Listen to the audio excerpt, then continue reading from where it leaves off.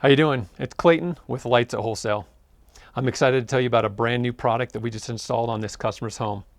Let me first start off, before I get into showing you the home and what we did, let me show you the product that we actually installed. It's a brand new C9 RGB color changing bulb. Years ago, we saw LEDs come onto the market. Now we're starting to see programmable LEDs, color changing LEDs. They're going to be the way of the future. And we've got them now at Lights at Wholesale. The coolest thing about this product is this is a standard C9 E17 base.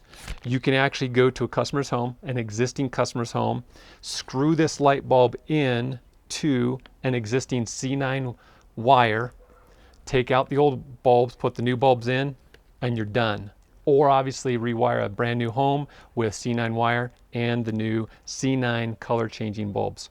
Is what you'll need is a control unit. The control unit is what it'll do is currently, if you're retrofitting an existing customer's home, you will unplug the power from the power source, and then you will take this control unit and you will actually, on both ends, there's a male and a female, and it's very simple. You'll plug, of course, one end into the power, the other end in the wire into the female, and you're done. Now you've got the control box, and with this kit, with the control unit will also come a remote.